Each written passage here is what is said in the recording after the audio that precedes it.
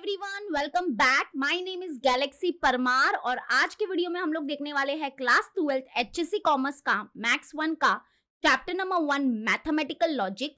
और आज हमारा लेक्चर नंबर 13 है जिसमें हम लोग एक्सरसाइज 1.9 को पूरा सॉल्व करने वाले हैं।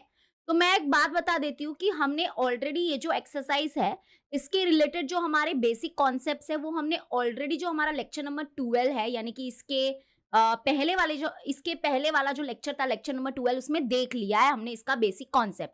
लेकिन अगर आपने वो वीडियो नहीं देखा है और आप डायरेक्ट एक्सरसाइज सॉल्व करने के लिए आए हो तो आई एम एक्सट्रीमली सॉरी, आपको एक्सरसाइज समझ में नहीं आने वाला है अगर आपका कॉन्सेप्ट क्लियर नहीं है तो। ठीक है, तो हमने लेक्चर नंबर 12 जो था उसमें हमने देखा था अलजेब्रा ऑफ स्टेटमेंट। याद है आपको अलजेब्रा ऑफ स्टेटमेंट? यानी कि हमने कुछ लॉज देखे थे, हमने टोटल 9 लॉज देखे थे। ठीक है, कितने लॉज देखे थे? 9 लॉज देखे थे। मैंने हर एक लॉ को डिटेल में एक्सप्लेन किया है लेक्चर नंबर 12 में, तो प्लीज वो वाला वीडियो जरूर जरूर जरूर जरूर देख लेना।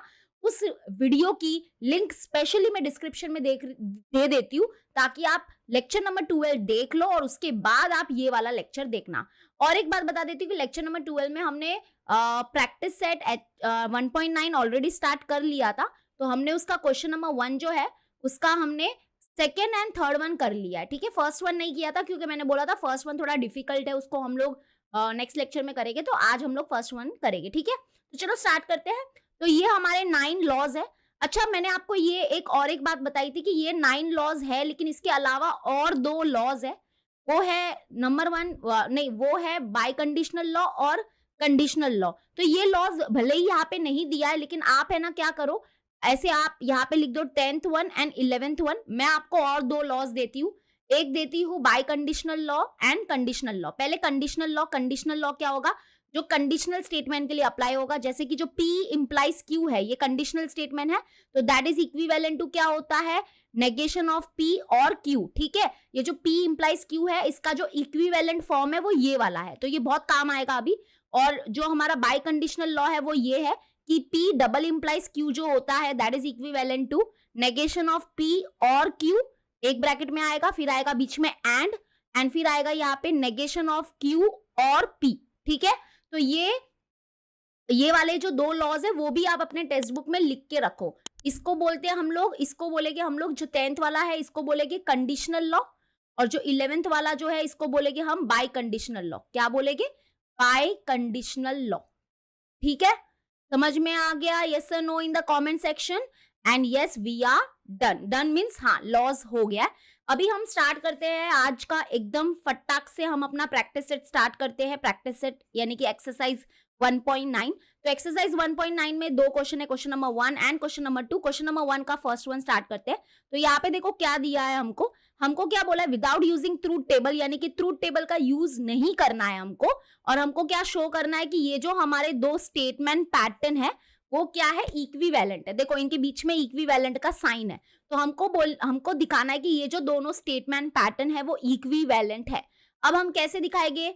और यहाँ पे देखो ट्रूथ टेबल का यूज नहीं करना है। अगर ट्रूथ टेबल का यूज करना होता तो वो तो हम ऑलरेडी कर चुके हैं। पता है आपको एक प्रैक्टिस सेट था हमारा, कौन सा प्रैक्टिस सेट था वो, जिसमें हमने ट्रूथ टेबल से इक्विवेलेंट बताया था। वैसा नहीं करना है, हमको लॉ का यूज करना है। अगर विदाउट यूजिंग ट्रूथ टेबल लिखा है मतलब we have to use the law. ठीक है, तो चलो स्टार्ट करते हैं। तो हम लोग क्या करेंगे, यहाँ पे लेफ्ट हैंड साइड लेंगे, ये लेफ्ट हैंड साइड लेंगे और हम इसको राइट हैंड साइड के इक्वल दिखाएंगे। ठीक है, तो चलो लेफ्ट हैंड साइड लेते हैं। लेफ्ट हैंड साइड हमारा क्या है? दैट इज इक्वल टू क्या है हमारे पास? P डबल इंप्लाइज Q है और हमारा ये टारगेट है, तो अपना टारगेट बाजू में रखो। तो ये हमारा टारगेट है। अभी हम ये टारगेट को कैसे अचीव करेंगे तो ध्यान से देखना। जैसे अभी देखो ये हमारा क्या है? P डबल इंप्लाइज Q, मतलब ये एक बाय कंडीशनल स्टेटमेंट है। और देखो अभी मैंने पीछे आपको 2 नए लॉज दिखाए हैं, तो यहाँ पे देखो ये जो हमारा बाय कंडीशनल जो स्टेटमेंट होता है उसको हम लोग इसके इक्वल लिख सकते हैं। ठीक है, ये कैसे आया? तो ये मैंने ऑलरेडी एक्सप्लेन किया था आपको नेगेशन ऑफ कंपाउंड स्टेटमेंट के टाइम पे। ठीक है, वो हम पहले ही देख चुके हैं, तो यहाँ पे आप डायरेक्टली इसको लर्न कर लेना। वैसे तो मैंने बताया ये, तो P डबल इंप्लाइज Q के जगह पे हम लोग लिख सकते हैं। तो यहाँ पे ये हो जाएगा हमारा नेगेशन ऑफ P और Q। फिर यहाँ पे देखो बीच में एंड आएगा, मैंने ऐसे याद किया हुआ है कि बीच में एंड होता है। ठीक है, और फिर यहाँ पे क्या होगा, यहाँ पे जो P है उसकी जगह पे Q लिखने का और ये जो Q है उसके जगह पे P लिखने का, तो नेक्स्ट वाला ब्रैकेट भी मिल जाता है हमको। तो ये हो जाएगा नेगेशन ऑफ Q और फिर बीच में और आएगा यहाँ पे एंड यहाँ पे Q है तो यहाँ पे P आ जाएगा। तो मैंने ऐसे लर्न किया है और रीजन आपको हर एक स्टेप में रीजन लिखना है। तो यहाँ पे हम लोग लिखेंगे, क्या लिखेंगे, व्हाट इज द लॉ, हमने कौन सा लॉ यूज किया है, इस लॉ को बोलते हैं हम लोग लॉ ऑफ बाई कंडीशनल या बाई कंडीशनल लॉ बोल दो। ठीक है, तो पहला स्टेप समझ में आया कि नहीं आया, यस और नो। ठीक है, तो ये जो हमारा बाई कंडीशनल स्टेटमेंट है हम उसको इसके फॉर्म में लिख सकते हैं। ओके, अभी नेक्स्ट स्टेप क्या करोगे, अभी कौन सा लॉ यूज करोगे, क्योंकि हमारे पास तो बहुत सारे लॉज है, अब इसमें कौन सा लॉ यूज करोगे। तो यहाँ पे तो देखो, यहाँ पे हम लोग यूज करने वाले हैं डिस्ट्रीब्यूटिव लॉ। डिस्ट्रीब्यूटिव लॉ क्या होता है जरा मुझे बताना। तो डिस्ट्रीब्यूटिव लॉ सबको पता है, तो मैं बताती हूँ। P एंड, अगर मान लो ऐसा कुछ लिखा है P एंड और ब्रैकेट के अंदर है Q और R, तो यहाँ पे दैट इज इक्विवेलेंट टू, देखो पहले तो डिस्ट्रीब्यूटिव लॉ कब यूज करते हैं, जब साइन यानी कि ये जो सिंबल है वो अलग होगा तो हम यूज कर पाएंगे। ठीक है, तो यहाँ पे देखो डिस्ट्रीब्यूटिव लॉ में क्या होता है, डिस्ट्रीब्यूट करेंगे हम लोग, किसको डिस्ट्रीब्यूट करेंगे, ये जो P एंड है ना इसको हम लोग अंदर डिस्ट्रीब्यूट करेंगे Q के साथ और R के साथ। ठीक है, तो यहाँ पे पहले तो मैं डिस्ट्रीब्यूटिव लॉ को थोड़ा सा इसको बाजू में एक्सप्लेन कर रही हूँ और यही डिस्ट्रीब्यूटिव लॉ यूज करेंगे। तो ध्यान से देखना कैसे लिखेंगे हम लोग इसको, हम लोग लिखेंगे दैट इज इक्विवेलेंट टू, ये हो जाएगा P एंड Q, ये हो जाएगा P एंड Q एक ब्रैकेट के अंदर, उसके बाद ये जो सिंबल है ना वो बीच में आएगा और वाला, एंड फिर दूसरा ब्रैकेट जो होगा उसमें आएगा P एंड R। ठीक है, ये जो P एंड है इसको डिस्ट्रीब्यूट करेंगे R के साथ, तो यहाँ पे आ जाएगा P एंड R। ठीक है, ये डिस्ट्रीब्यूटिव लॉ है। लेकिन अभी आप बोलोगे मिस ये वाला जो डिस्ट्रीब्यूटिव लॉ है वो यहाँ पे कैसे यूज होगा, क्योंकि हमको तो कुछ लग रहा ही नहीं है। ये देखो ये कितना है, इसमें कैसे, मतलब कि अगर आप देखोगे इसमें और इसमें तो कितना डिफरेंस है, ऐसे तो लगेगा ही नहीं कि ये पूरा हमारा डिस्ट्रीब्यूटिव लॉ यूज होगा। बट मैं एक बात बता देती हूँ, डिस्ट्रीब्यूटिव लॉ ऐसा लॉ है ना जो बहुत यूज होने वाला है इस पूरे प्रैक्टिस सेट में, और जरूरी नहीं है कि हमेशा ऐसा ही होना चाहिए तो ही डिस्ट्रीब्यूटिव लॉ यूज होगा। अब आपको है ना थोड़ा विजुअलाइज करना पड़ेगा, थोड़े अपने माइंड को ओपन करके रखना। मैं अभी आपको एक बात बताऊंगी जो आपके लिए थोड़ा सा मतलब कि ऐसा लगेगा अरे ये क्या बोल रही है मिस, तो सुनना जरा। हम लोग क्या करेंगे, जरा कंपेयर करना, इन दोनों को कंपेयर करना। सबसे पहले तो देखो ये जो हमारा पूरा है ना, ये P का रोल प्ले करेगा। हाँ, मतलब ये पूरा, इसको हम क्या मानेंगे, इस पूरे को क्या विजुअलाइज करना है, ये पूरा P है, ये पूरा P है। ठीक है, उसके बाद देखो इधर एंड है तो इधर भी एंड है। ठीक है, इधर भी देखो एंड है, दिखा एंड एंड, और जो ब्रैकेट के अंदर है उसमें से ये जो है ये पूरा ये Q का रोल प्ले करेगा, और देखो और है तो इधर भी और है, और उसके बाद ये जो है वो R का रोल प्ले करेगा। मतलब आपको क्या करना है, इसको और इसको थोड़ा सा कंपेयर करके चलना पड़ेगा। तो मैंने क्या बोला, आप ध्यान से सुनना, मैं फिर से रिपीट कर रही हूं, आपको ऐसा मान के चलना है, ये मान के चलो कि ये पूरा जो है वो हमारा P का रोल प्ले करेगा, और हम क्या करने वाले हैं, इसको ये पूरा P है, मान लो ये P और ये एंड है, तो इन दोनों को P और एंड को हम डिस्ट्रीब्यूट करेंगे इसके साथ, और उसके बाद हम लोग इसको डिस्ट्रीब्यूट करेंगे इसके साथ, जैसे इधर किया था।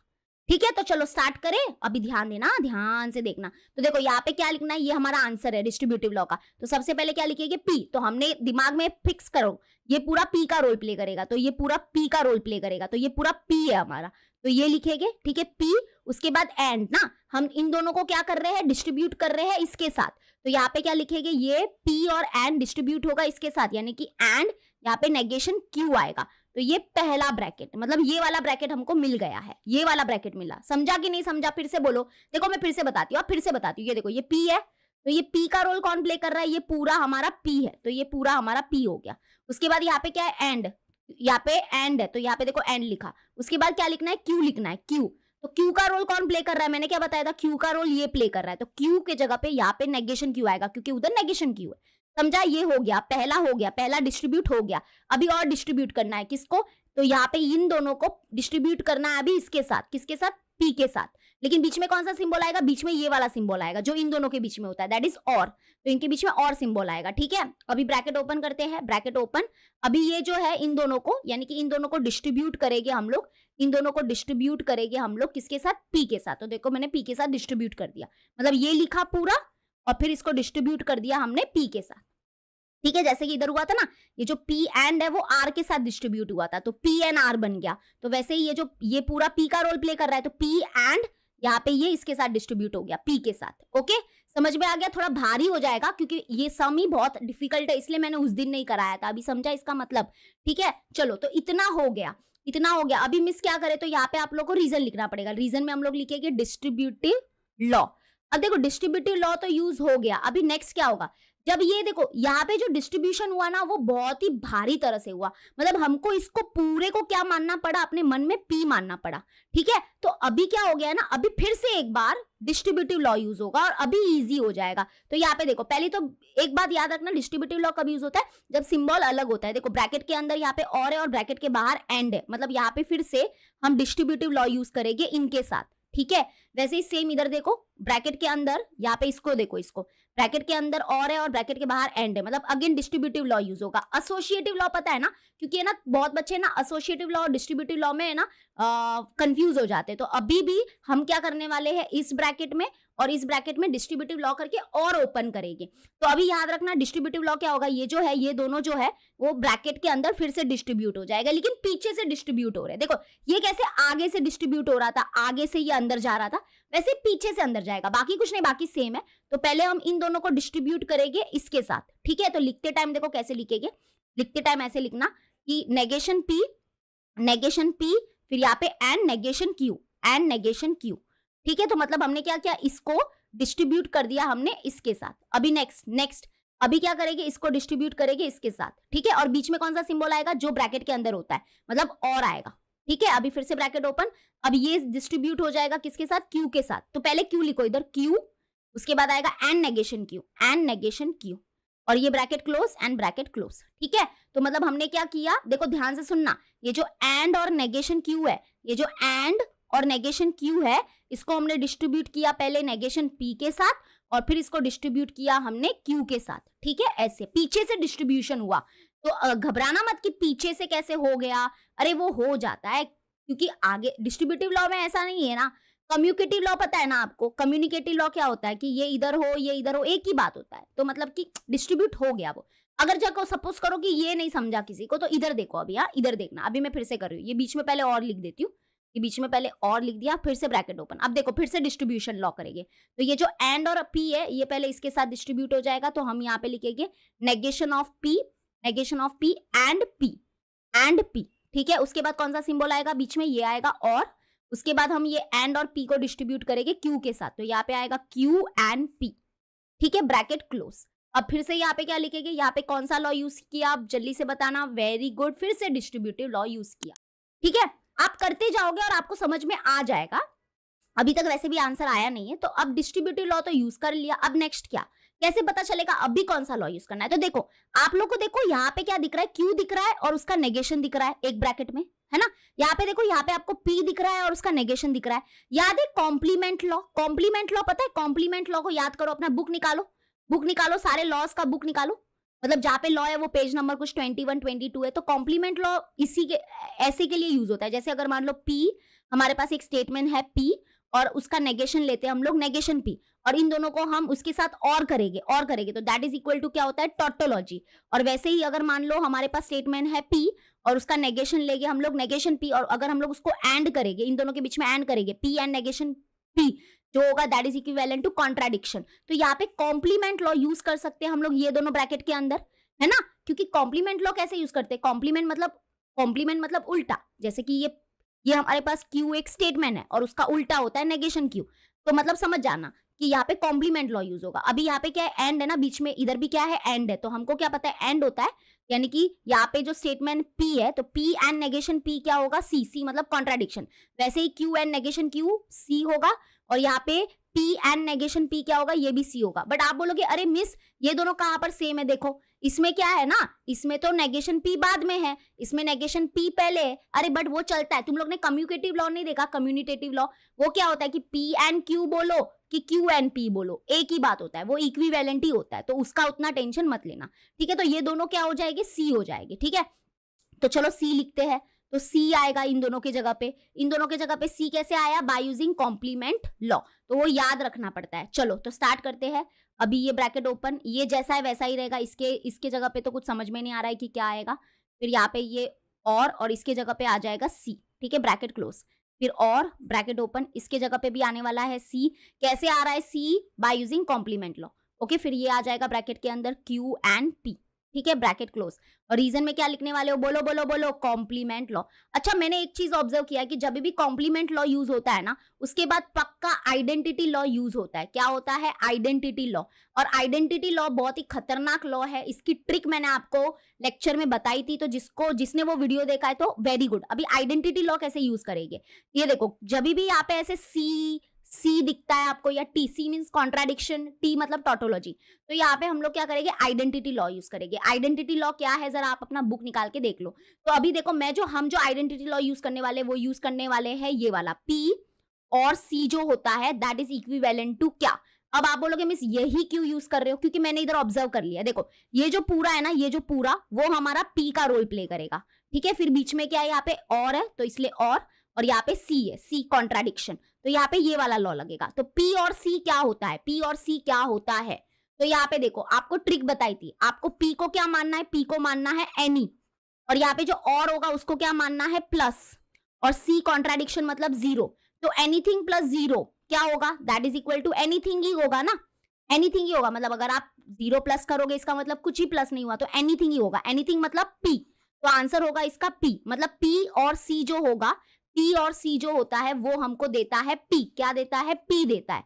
ओके, पी देता है। तो बट यहाँ पे जो पी है वो ये है पूरा, ये पूरा पी का रोल प्ले करेगा। पी और सी क्या होता है? पी होता है। तो मतलब यहाँ पे ये पूरा हमारा पी का रोल प्ले कर रहा है, तो मतलब हमारा आंसर ये हो जाएगा, ये हो जाएगा, ठीक है। तो इन दोनों का जो आंसर है वो हो जाएगा negation of P and negation of Q, ठीक है, डन।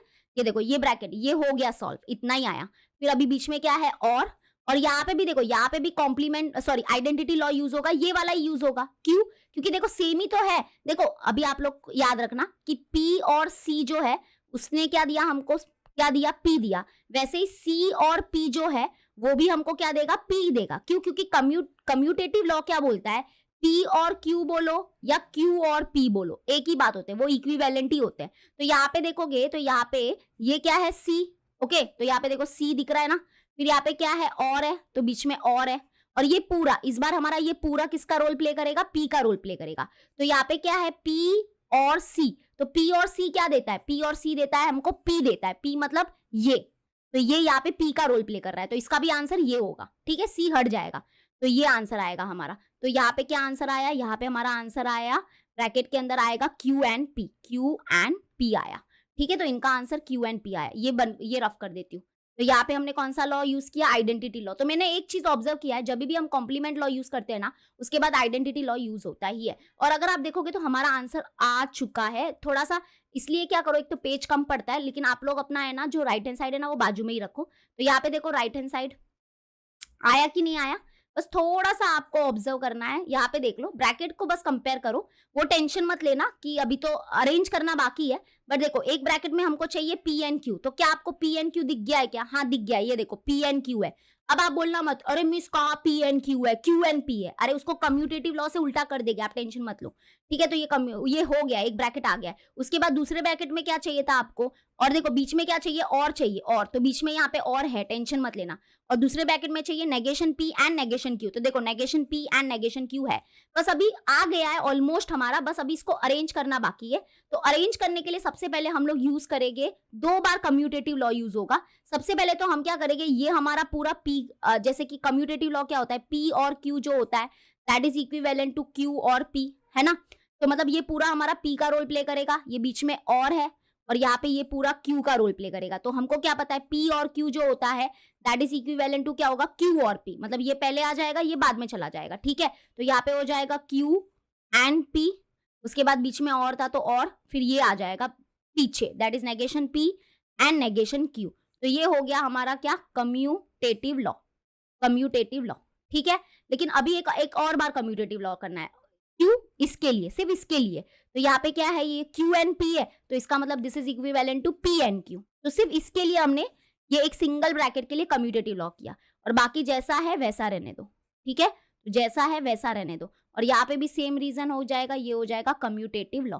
तो 2 बार कम्यूटेटिव लॉ क्यों यूज हुआ? तो ध्यान से सुनना, पहले हमने जो कम्यूटेटिव लॉ यूज किया ना इधर, वो किसके लिए यूज किया? इन दोनों के लिए।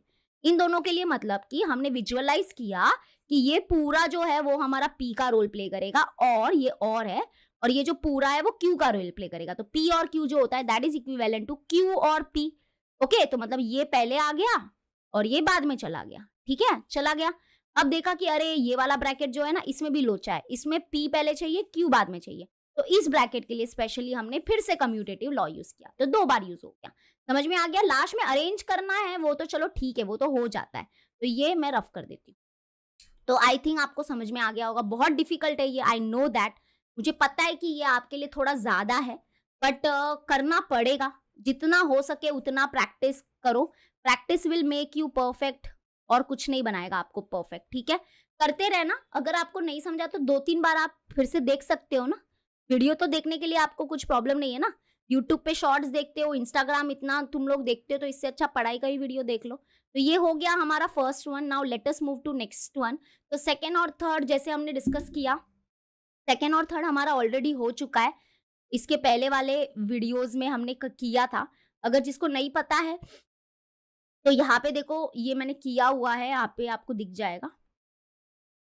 ये सॉल्यूशंस मैं आपको दिखा देती हूँ। बहुत ही भारी भारी क्वेश्चंस है इसमें एक्चुअली में।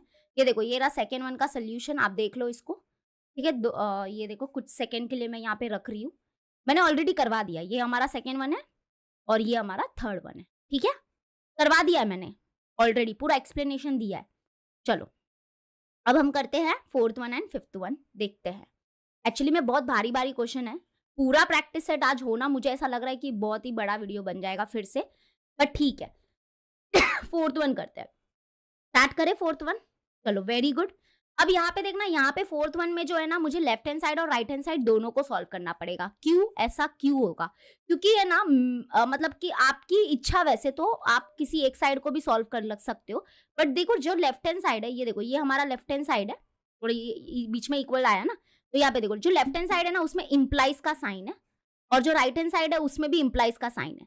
तो इंप्लाइज का साइन जब रहता है ना, तो मतलब दोनों तरफ है इंप्लाइज का साइन। अगर ये वाला साइन जो है और ये वाला साइन अगर दोनों तरफ रहता है ना, तो मैं दोनों बाजू को सॉल्व कर लेती हूँ। दोनों बाजू को सॉल्व करके उनको इक्वल दिखाती हूँ, क्योंकि मेरे को वैसा ही सूट होता है, मुझे वैसा ही जमता है। अगर आपने ऑब्जर्व किया होगा कि अभी जो हमने फर्स्ट, सेकेंड और थर्ड किया, उसमें फर्स्ट वन में देखो, फर्स्ट वन में हमने सिर्फ किसको सॉल्व किया था? LHS को ही किया था। क्यों? क्योंकि यहाँ पे देखो राइट हैंड साइड जो था, ये राइट हैंड साइड में आपको कौन कौन से लॉजिकल कनेक्टिविटी दिख रहे हैं? एंड दिख रहा है, और दिख रहा है, और नेगेशन दिख रहा है, बरोबर। तो ये हो जाता है, मतलब एंड और नेगेशन दिख रहा है, तो आपको इसको सॉल्व करने की, मतलब कि राइट हैंड साइड को सॉल्व करने की जरूरत नहीं है। Left hand side right hand side के पास आ जाता है। और वैसे भी इधर देखो, सेकेंड वन में भी मैंने सिर्फ, यानी कि हमने सिर्फ क्या किया था, लेफ्ट हैंड साइड सॉल्व किया था, और राइट हैंड साइड देखो बहुत सिंपल था, वो आ गया था। सेम थर्ड वन में भी हमने क्या किया था, लेफ्ट हैंड साइड सॉल्व किया था, उसके बाद हमारा जो राइट हैंड साइड है वो देखो बहुत सिंपल है, वो आ गया था। बट अभी क्योंकि मुझे ऐसा लग रहा है कि यहाँ पे दोनों सॉल्व करना पड़ सकता है और हम दोनों ही करने वाले हैं, ठीक है, तो लेफ्ट हैंड साइड थोड़ा सॉल्व करेंगे और फिर राइट हैंड साइड सॉल्व करेंगे और इक्वल आ जाएगा। ठीक है, तो समझा ना कि दोनों क्यों सॉल्व कर रहे हैं? क्योंकि इधर इंप्लाइज का साइन है, इंप्लाइज को कन्वर्ट करना पड़ेगा। तो लेफ्ट हैंड साइड लेते हैं, लेफ्ट हैंड साइड ये रहा, तो पहले लेफ्ट हैंड साइड को जितना हो सके, जितनी पॉसिबिलिटी है, हम पूरा अपना सॉल्व कर लेते हैं, उसके बाद हम देखेंगे। ठीक है, चलो ये हमारा लेफ्ट हैंड साइड है। अब लेफ्ट हैंड साइड को अगर आप गौर से देखोगे तो सबसे पहले हम क्या करते हैं, ये ब्रैकेट ओपन करते हैं डी मॉर्गन लॉ से। डी मॉर्गन लॉ पता है ना, ये देखो ये कौन सा है, ये है हमारा एंड है ना, मतलब ये कंजंक्शन है, तो नेगेशन ऑफ कंजंक्शन याद है De Morgan law. De Morgan law होता है negation of P and Q जो होता है दैट इज इक्विवेलेंट टू, ये ऐसे समझो कि ये अंदर जा रहा है तो ये हो जाएगा नेगेशन ऑफ पी, फिर ये एंड जो है वो और में बदल जाएगा और ये जाएगा अंदर, तो ये हो गया नेगेशन ऑफ क्यू। ठीक है, तो डी मॉर्गन लॉ से पहले इसको ओपन कर लेते, उसके बाद देखते हैं आगे क्या करना है। तो फिर यहाँ पे ये हो गया दैट इज इक्विवेलेंट टू, ये हो गया नेगेशन आर इंप्लाइज, यहाँ पे डी मॉर्गन लॉ लगाते तो ये हो गया नेगेशन ऑफ पी और एंड जो है वो और में बदल जाएगा और यहाँ पे आएगा नेगेशन क्यू। ठीक है, रीजन में लिखेंगे हम लोग डी मॉर्गन लॉ। चलो नेक्स्ट बताओ, अभी नेक्स्ट आप क्या करोगे? चलो ब्रैकेट ओपन हो गया, अभी और बताओ क्या करें अभी। तो अभी यहाँ पे देखो, यहाँ पे ये जो है और ये जो है और बीच में क्या इंप्लाइज है, मतलब ये तो कंडीशनल स्टेटमेंट है। ठीक है, नेगेशन ऑफ कंडीशनल स्टेटमेंट नहीं है, ऐसा ब्रैकेट नहीं है। अगर ऐसा ब्रैकेट इधर होता ना तो इसका मतलब होता negation of conditional statement, but ये जो नेगेशन है वो सिर्फ आर का नेगेशन है, ये आर का नेगेशन है, ये आर का नेगेशन है, ऐसा ब्रैकेट नहीं लगाया है। तो आप नेगेशन ऑफ कंडीशनल स्टेटमेंट मत समझना, एक्चुअली में ये पूरा जो है वो एक कंडीशनल स्टेटमेंट है। आपको उसको आप उसको कंपेयर करो, आप इस फॉर्म में देख पा रहे हो कि नहीं देख पा रहे हो, पी और सॉरी पी इंप्लाइज क्यू के फॉर्म में देख पा रहे हो कि नहीं देख पा रहे हो। पी का रोल कौन प्ले करेगा, ये पूरा हमारा पी का रोल प्ले करेगा, फिर बीच में इंप्लाइज वाला साइन आ गया इसके, और ये जो पूरा है वो किसका रोल प्ले करेगा, क्यू का रोल प्ले करेगा, किसका रोल प्ले करेगा, क्यू का रोल प्ले करेगा। अभी देखो मैंने आपको वो जो 9 लॉ थे उसके अलावा और 2 लॉज दिए थे, उसमें जो 10th वाला लॉ था वो कंडीशनल लॉ था।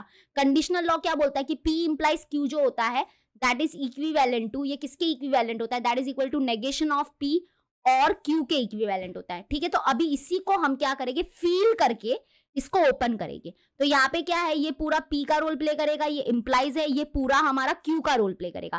तो ये किसके इक्विवेलेंट हो जाएगा, तो दैट इज इक्विवेलेंट टू, हमारा आंसर है नेगेशन ऑफ P लिखने का है, तो नेगेशन ऑफ P का रोल कौन प्ले कर रहा है, नेगेशन R, तो यहाँ पे नेगेशन ऑफ P, लेकिन P का रोल कौन प्ले कर रहा है, नेगेशन R, तो यहाँ पे नेगेशन R आएगा। अभी 2 नेगेशन क्यों आया, क्योंकि देखो बहुत ही सिंपल है इसका रीजन, इधर नेगेशन था तो इधर नेगेशन आएगा, और P कौन है यहाँ पे, P का रोल कौन प्ले कर रहा है, नेगेशन R, तो नेगेशन R आएगा। ठीक है, तो 2 नेगेशन हो गए, कोई बात नहीं, चलता है।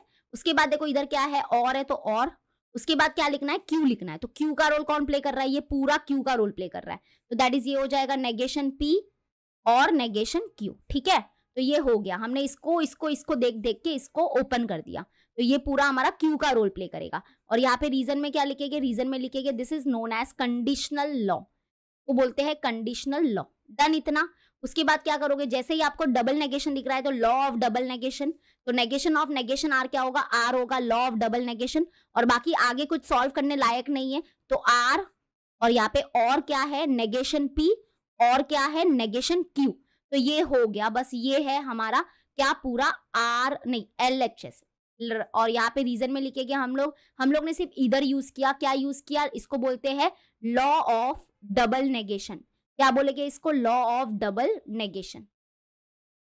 ठीक है, इतना कर लिया अभी, क्योंकि देखो इतना, इससे ज्यादा हम कुछ कर सकते हैं क्या, नहीं। तो अभी तक आपका क्या राइट हैंड साइड आया, नहीं आया। राइट हैंड साइड में तो देखो क्या है भाई, इंप्लाइज है, तो मतलब हमको राइट हैंड साइड भी थोड़ा बहुत सॉल्व करना पड़ेगा।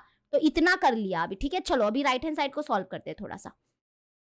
तो राइट हैंड साइड को सॉल्व करते, तो राइट हैंड साइड हम क्या करेंगे, जब बाजू में ही लिखते तो और अच्छा रहेगा। तो अभी इधर करती हूँ। ठीक है, राइट हैंड साइड थोड़ा सा और इधर आ जाते।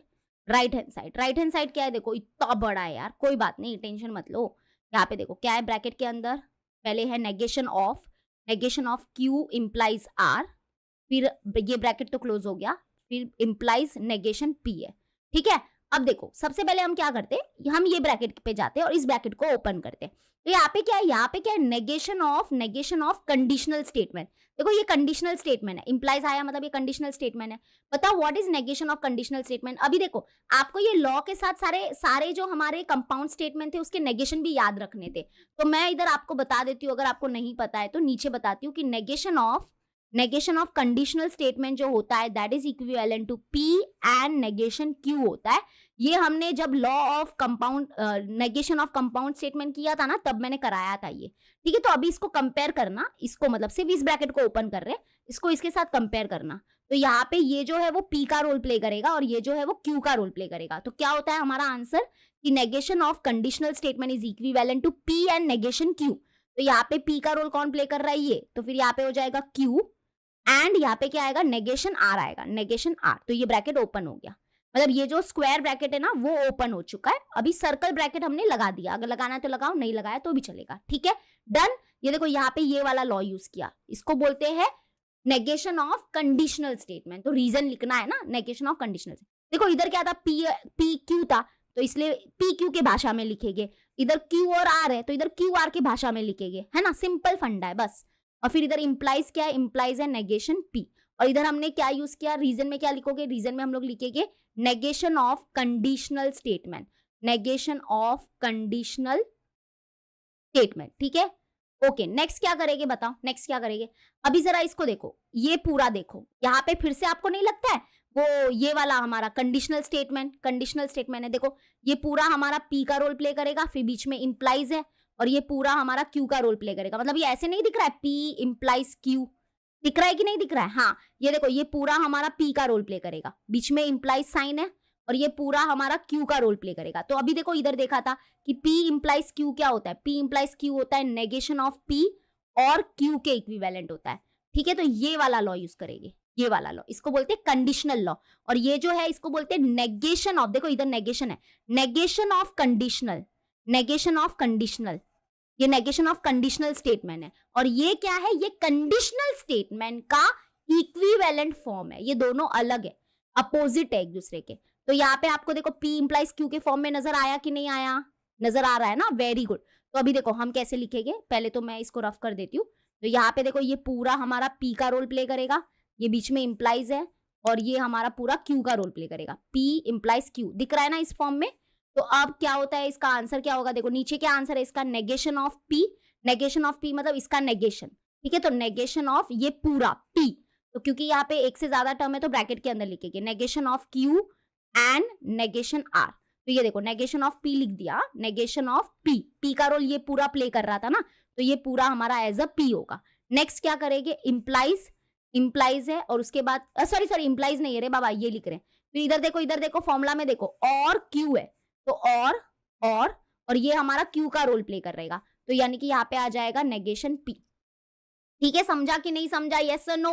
अगर नहीं समझा once more miss, please please please. Okay बच्चा पार्टी, देखो ध्यान से सुनना, ये पूरा फिर से बताती हूँ, ये पूरा हमारा P का रोल प्ले करेगा, बीच में है इंप्लाइज, ये पूरा हमारा Q का रोल प्ले करेगा। तो ये किसके इक्विवेलेंट होता है? That is negation of P और Q के इक्विवेलेंट होता है। तो अभी कंपेयर करना, तो नेगेशन ऑफ P लिखेंगे, तो नेगेशन ऑफ P ये पूरा है, तो इस क्योंकि ब्रैकेट में लिखना पड़ेगा क्योंकि एक से ज्यादा टर्म है। उसके बाद आएगा और, तो और लिख दिया, और अभी Q का रोल कौन प्ले कर रहा है? ये, तो यानी कि यहाँ पे आ जाएगा negation of P।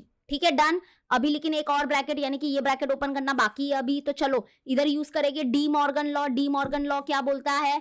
De Morgan law, ये नेगेशन अंदर जाएगा तो ये हो जाएगा negation of Q, negation of Q, फिर ये नेगेशन अंदर जाएगा तो ये एंड को और बना देगा, तो ये हो जाएगा और, फिर यहाँ पे नेगेशन ऑफ नेगेशन R हो जाएगा। ये देखो यहाँ पे क्या हो जाएगा, ये हो जाएगा नेगेशन ऑफ नेगेशन R। उसके बाद आगे तो कुछ टेंशन नहीं है, और नेगेशन P।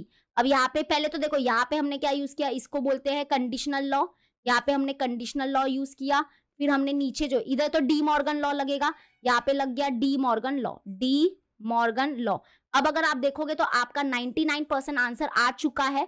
99% आंसर कैसे आ चुका है, तो अभी बस इसको सॉल्व करना है, लॉ ऑफ डबल नेगेशन को सॉल्व कर लेते। और हाँ, ये समझा ना De Morgan law? De Morgan law समझा कि नहीं समझा? इधर बोलोगे मिस नहीं समझा। अरे बाबा, negation of P and Q, देखो यहाँ पे डी मॉर्गन लॉ यूज हो सकता है। नेगेशन ऑफ ये क्या है? कंजंक्शन। क्या होता है? नेगेशन P और नेगेशन Q, है ना? तो ऐसे देखो ना, ये जो है वो हमारा P का रोल प्ले करेगा, फिर बीच में एंड है तो एंड, और ये जो पूरा है वो Q का रोल प्ले करेगा। तो आंसर क्या होता है? ऐसे समझने का, ये अंदर जा रहा है, ये अंदर जाके सबको बदल देता है। तो यहाँ पे यही तो हमने किया है। ये De Morgan law is very easy. अब इसमें तुम लोग है ना, इसमें तुम लोग नाटक मत करना। यहाँ पे क्या होगा, ये नेगेशन ऑफ Q हो जाएगा, negation of Q bracket open हो रहा है, फिर ये नेगेशन जो है वो एंड है, एंड को क्या बना देता है? और बना देता है। फिर ये नेगेशन ऑफ नेगेशन R होगा, नेगेशन ऑफ नेगेशन R। तो नेगेशन ऑफ नेगेशन वैसे भी क्या होगा? R ही होगा, मतलब ओरिजिनल स्टेटमेंट नहीं आने वाला है आंसर। तो बस इसको सॉल्व कर देते हैं इसको, तो ये हो जाएगा नेगेशन Q, फिर और यहाँ पे नेगेशन ऑफ नेगेशन R क्या हो जाएगा? R, फिर आगे है और, फिर यहाँ पे हो जाएगा नेगेशन P। रीजन क्या लिखेंगे? यहाँ पे हमने क्या यूज किया? Law of double negation, law of double negation. और अभी अगर आप देखोगे तो आंसर आ चुका है। अगर आप देखोगे इसका जो है और इसका जो आंसर है वो सेम है, बस अरेंज करना बाकी रह गया है। अरेंज करना क्यों बाकी रह गया? देखो इधर R पहले है तो इधर R पहले आएगा, ठीक है, R पहले आएगा। और उसके बाद क्या है, देखो पहले तो सिंबल देख लो, सिंबल और है, तो यहाँ पे और है, तो टेंशन नहीं, सिंबल का चलो समझ में आ गया। पहले बस इधर ऑर्डर में लिखना है, ये R पहले आएगा, उसके बाद नेगेशन P आएगा, नेगेशन P आएगा, उसके बाद नेगेशन Q आएगा। तो इसको बोलते हैं कम्यूटेटिव लॉ। कम्यूटेटिव लॉ हम यूज कर देंगे, मतलब ऐसा है ना, P और Q और R है, तो इसको हम लोग ऐसे भी लिख सकते हैं। दैट इज आपको जिसको पहले करना है पहले लिख दो। वैसे भी देखो ऐसे ही होता है ना, मतलब जैसे कि अगर ऐसे समझो 2 + 3 + 5 करो, या फिर 5 + 2 + 3 करो, एक ही बात होता है, कैसे भी अरेंज कर दो। तो मतलब अभी क्या हम करेंगे? अच्छा आप बोलोगे मिस कम्यूटेटिव लॉ तो दो के बीच में ही होता है। हाँ, मतलब ऐसे समझो कि पहले हम इन दोनों को मूव करेंगे, इन दोनों को मूव करेंगे, मतलब R इधर पहले और फिर ये उधर जाएगा। ओके, उसके बाद क्या होगा? उसके बाद अगर आप देखोगे तो यहाँ पे फिर सपोज करो, एक मिनट रुकना, पहले इन दोनों के बीच में कम्यूटेटिव लॉ यूज करेंगे, तो आर पहले, फिर क्या आ जाएगा, नेगेशन, नेगेशन क्यू आ जाएगा, और ये ऐसे ही रहेगा, और नेगेशन पी। तो यहाँ पे क्या यूज किया हमने, कम्यूटेटिव लॉ। उसके बाद देखो यहाँ पे फिर अभी इन दोनों को मूव करना है, क्यों, क्योंकि अगर इधर देखोगे तो इधर नेगेशन पी पहले है और फिर नेगेशन क्यू बाद में है, तो ये उधर आएगा। तो इतना सब 2-2 3-3 स्टेप करने से अच्छा क्या है कि बस इसको ऑर्डर में लिख देने का, ऑर्डर में लिख दो, ठीक है। तो चलो इधर क्या लिखोगे, आर पहले लिखोगे क्योंकि आर है, फिर बीच में और रहेगा, फिर यहाँ पे आ जाएगा नेगेशन पी, और फिर क्या आएगा, नेगेशन क्यू, और लास्ट है ये लिख देंगे हम लोग, रीजन लिखेंगे commutative law, commutative law. Okay done, और ये हो गया हमारा आंसर। तो ये इक्वेशन 1 था, ये हमारा इक्वेशन 2 हो गया, from equation number 1 and from equation number 2। आप देख लो, अगर विश्वास नहीं होता है, ये इक्वेशन नंबर 1 है, ये इक्वेशन नंबर 2 है, दोनों सेम आ गया, तो देयरफॉर हमने ये प्रूव कर लिया। क्या प्रूव कर लिया, कि जो लेफ्ट हैंड साइड है और राइट हैंड साइड है इक्वल है, मतलब ये और ये दोनों इक्वल है। लास्ट में आपका आंसर इसमें होना चाहिए, this is equivalent to this, ठीक है। अगर जिसको ये सब नहीं समझा, तो मैं आपको एक एडवाइस देती हूँ कि आप इसको कम से कम 2 बार देखना। अगर आप इसको 2 बार देखोगे और खुद से जब बिना देखे इसको सॉल्व करोगे, पहले तो आप थोड़ा देख देख के सॉल्व करोगे, आई नो दैट, फिर आप बिना देख के सॉल्व करना, तब जाके आएगा, वरना नहीं आएगा। ओके चलो करते हैं अभी फिफ्थ वन करते हैं, और मुझे लगता है ये हमारा आज का लास्ट सम होगा, क्योंकि यार यहाँ पे ये बहुत भारी है, क्योंकि इसको समझाना है ना, अभी और 3 सम है और ये बहुत मुश्किल हो जाएगा एक वीडियो में कंप्लीट करना। तो हम क्या करेंगे, ये आज का लास्ट सम रखते हैं, ठीक है। चलो सोल्यूशन स्टार्ट करते हैं। यहाँ पे भी हम लोग को left hand side right hand side दोनों सॉल्व करना पड़ेगा, क्यों, क्योंकि ये देखो ये लेफ्ट हैंड साइड है, इसमें इंप्लाइज आ रहा है, और ये हमारा राइट हैंड साइड है, देखो इसमें भी क्या आ रहा है, इंप्लाइज आ रहा है, तो इनको खोलना पड़ेगा। तो यहाँ पे हम लोग पहले क्या करेंगे, लेफ्ट हैंड साइड लेते हैं। लेफ्ट हैंड साइड क्या है, ये है, दैट इज क्या है, P और Q इंप्लाइज R है। उसके बाद यहाँ पे मैं थोड़ा सा इधर लिख देती हूँ, RHS राइट हैंड साइड जो है वो ये है, क्या है, P implies R and Q implies R। तो दोनों को सॉल्व करेंगे। तो यहाँ पे देखो, यहाँ पे क्या दिख रहा है, ये देखो मैं पहले ही बता देती हूँ, P इंप्लाइज Q जो होता है that is equivalent to negation of P और Q। ये याद कर दो, इसको बोलते हैं कंडीशनल लॉ। ये ना इधर भी यूज होने वाला है, इधर भी यूज होने वाला है, इधर भी यूज होने वाला है, तो हर जगह यूज होने वाला है। तो लॉ ऑफ कंडीशनल ये क्या होता है, देखो कंपेयर करना, ये पूरा जो है वो P का रोल प्ले करेगा, इंप्लाइज हो गया बीच में, और ये जो है वो Q का रोल प्ले करेगा। तो ये अगर आप कंपेयर बस करो, ये पूरा P है और ये Q है, तो यहाँ पे क्या आंसर होता है इसका, नेगेशन P, यानी कि नेगेशन, और ये पूरा P है, तो ब्रैकेट के अंदर लिखना नेगेशन P। P मतलब ये पूरा P का रोल प्ले कर रहा है, तो यहाँ पे होगा P और Q। उसके बाद क्या होगा, और, तो यहाँ पे और आगे क्या है, Q, तो Q का रोल कौन प्ले कर रहा है, R। तो ये हो गया, ठीक है। अब आगे ये ब्रैकेट को ओपन करते हैं, तो यहाँ पे डी मॉर्गन लॉ लगेगा, तो डी मॉर्गन लॉ अंदर जा रहा है ये, तो नेगेशन ऑफ P, और ये जो और है वो एंड में बदल जाएगा, और यहाँ पे आ जाएगा नेगेशन Q। तो हमने ब्रैकेट ओपन कर लिया, और फिर यहाँ पे आ जाएगा और R। तो ये ब्रैकेट ओपन मतलब कि इन दोनों को भी ब्रैकेट लगा दो, ऐसा समझो, ब्रैकेट ओपन कर दिया मतलब इन दोनों को ब्रैकेट लगा दो, इन दोनों को हम ब्रैकेट लगा देंगे, ठीक है, डन। तो ये देखो ये अंदर गया नेगेशन ऑफ P, फिर यहाँ पे ये जो और है वो एंड में बदल गया, और फिर यहाँ पे ये अंदर गया, तो ये हो गया नेगेशन Q, और हमने ये क्या कर दिया, ये ब्रैकेट लगा दिया, ठीक है, डन। अब नेक्स्ट क्या होगा, नेक्स्ट अगर आप चाहो तो यहाँ पे एक्चुअली में यहाँ पे आप डिस्ट्रीब्यूटिव लॉ भी यूज कर सकते हो। डिस्ट्रीब्यूटिव लॉ को यूज करके हम ये R को डिस्ट्रीब्यूट कर सकते हैं, R को डिस्ट्रीब्यूट कर सकते हैं। और डिस्ट्रीब्यूटिव लॉ क्यों लगेगा, क्योंकि देखो ब्रैकेट के अंदर एंड है और ब्रैकेट के बाहर और है, तो डिस्ट्रीब्यूटिव लॉ यूज हो सकता है, बट मैं इसको इक्वेशन नंबर 1 देके इधर छोड़ देती हूँ। देखते हैं अगर काम होगा तो डिस्ट्रीब्यूटिव लॉ आगे यूज करेंगे, नहीं हुआ तो नहीं यूज करेंगे, सिंपल फंडा रखते हैं, ठीक है, ऐसे ही रहने दो। तो अब नेक्स्ट इधर आ जाते RHS में भी सेम आपको क्या करना है, इसको पहले हम ओपन करेंगे इसके थ्रू, और हाँ हमने रीजन कहीं पे भी नहीं लिखा है, बट इधर रीजन होगा, सबसे पहला इधर रीजन होगा, इसमें हमने यूज किया ये है कंडीशनल लॉ, पहले हमने इसको बोलते हैं कंडीशनल लॉ, तो इधर होगा कंडीशनल लॉ यूज किया हमने। एंड इसका जो नेक्स्ट वन है यहाँ पे इसको हमने ओपन किया by using De Morgan law, तो ये डी मॉर्गन लॉ से ऊपर, तो इधर होगा डी मॉर्गन लॉ, पहले डी मॉर्गन लॉ लिख लेना, उसके बाद इक्वेशन नंबर 1 देना, ठीक है। चलो अब इधर आ जाओ, तो यहाँ पे देखना, इसको कंपेयर करना, ये पूरा P का रोल प्ले करेगा, ठीक है, ये पूरा हमारा P का रोल प्ले करेगा, और ये पूरा हमारा Q का रोल प्ले करेगा। तो अब इसको सॉल्व करो, P इंप्लाइज Q है ये, तो क्या होता है, आंसर होता है नेगेशन P मतलब नेगेशन P, फिर यहाँ पे और है और Q का रोल कौन प्ले कर रहा है, R, तो इधर R होगा, ब्रैकेट में डाल दो इसको, फिर एंड फिर यहाँ पे देखो, यहाँ पे ये हमारा P का रोल प्ले करेगा, इम्प्लाइज Q। तो क्या आंसर होता है इसका? Negation P। तो नेगेशन P तो नहीं है, यहाँ पे Q है, तो Q, फिर यहाँ पे और फिर यहाँ पे Q आता है। तो यहाँ पे Q था तो यहाँ पे Q आया, लेकिन इधर क्या है? R है, तो इधर R आएगा। ठीक है, डन, ओपन कर दिया। अब यहाँ पे क्या करोगे? ये तो इतना ही होगा सॉल्व, लेकिन यहाँ पे देखो ये आंसर आ रहा है और इधर ये आंसर आ रहा है, तो मतलब इसको ओपन कर दे डी मॉर्गन लॉ से, मतलब मुझे लगता है करना ही पड़ेगा। तो इसको हम लोग दे देते इक्वेशन नंबर 2, और यहाँ पे जो हमने इक्वेशन नंबर 1 दिया था ना, इसको 1 मत दो, इसको डी मॉर्गन लॉ लगा दिया है। एक्चुअली में हम इसमें भी कर सकते हैं, आपको पता है मैंने बोला था कि डिस्ट्रीब्यूटिव लॉ में उल्टा भी जाना पड़ सकता है, जैसे हम इधर ऐसे कर सकते थे।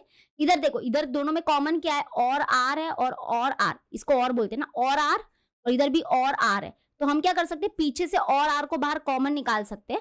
ये और आर और ये और आर, ये दोनों बाहर कॉमन आ गए, तो यहाँ पे क्या बचा? यहाँ पे बचा ये नेगेशन P बचा, फिर यहाँ पे ये एंड है तो एंड, और यहाँ पे क्या बचा? ये नेगेशन Q बचा। तो देखो ये आ गया, देखा, आ गया ये। तो मतलब आपके ऊपर डिपेंड करता है, इसको ओपन करना चाहते हो कि इसको बंद करना चाहते हो, तो वो आपके ऊपर डिपेंड करता है। ठीक है, बट आई नो ये थोड़ा डिफिकल्ट पड़ जाता है, तो हम क्या करते हैं, इसको इतना ही रखते हैं। अगर आपको समझ में आ गया तो वेल एंड गुड, नहीं समझ में आया तो सुन लो क्या बोल रही हूं मैं, इसको ऐसे ही रख देते। चलो ठीक है, मैं आपका सुनती हूँ, इसको ऐसे ही रख देते। इक्वेशन 2 है, ये ऐसे ही रहने दो, इसको ओपन कर देते। इसको कैसे ओपन करेंगे? By using distributive law. तो ये जो है ये अंदर जाएगा, तो ये हो जाएगा नेगेशन P, फिर यहाँ पे क्या है? और R, फिर ये जो है ये बीच में आ जाएगा, फिर यहाँ पे ये डिस्ट्रीब्यूट होगा इसके साथ, तो ये होगा नेगेशन Q, फिर यहाँ पे होगा और R। ठीक है, ये हो गया डिस्ट्रीब्यूटिव लॉ। क्या हो गया ये? Distributive law.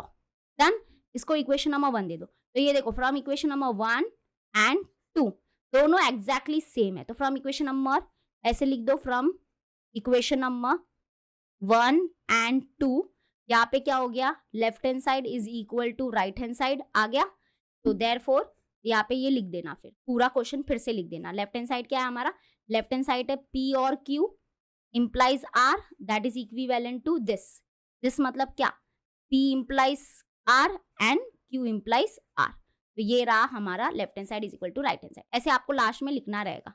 ठीक है, समझ में आ गया? अच्छा, और एक बात, हमने यहाँ पे क्या यूज किया था, इसका रीजन क्या होगा? इसका रीजन होगा ये कंडीशनल लॉ यूज किया था, तो कंडीशनल लॉ। तो हो गया, हमने अभी 3 सम कर लिए, आई थिंक आज के लिए इनाफ है, क्योंकि आगे और भारी भारी है। तो हम क्या करते हैं, ये जो क्वेश्चन नंबर 2 है ना, उसको नेक्स्ट लेक्चर में करते हैं। ठीक है, 3 सम है इस क्वेश्चन नंबर 2 में, लेकिन बहुत भारी भारी क्वेश्चंस है, तो हम इसको नेक्स्ट लेक्चर में करते हैं। मुझे थंबनेल को एडिट करना पड़ेगा, क्योंकि मैंने उसमें लिखा है कि 1.1 फुल, और 1.1 फुल तो नहीं हुआ। नेक्स्ट लेक्चर में हम इसको करेंगे, और मुझे जरूर प्लीज कमेंट में बताओ कि आपको ये वीडियो समझ में आ रहे कि नहीं आ रहे। अगर आप जब तक बोलोगे नहीं तो मुझे समझेगा नहीं, मतलब आप बोलो कि मिस हाँ समझ में आ रहा है, और नहीं आ रहा है तो ना बोलो, सिंपल सा फंडा है कि नहीं मिस और थोड़ा डिटेल में एक्सप्लेनेशन हो सकता है तो और अच्छा लगेगा।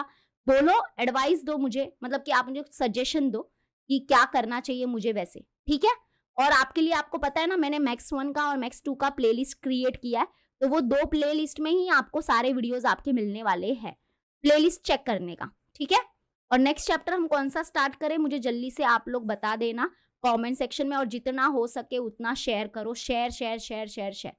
ओके, चलो मिलते हैं नेक्स्ट वीडियो में। Till then always bye and take care.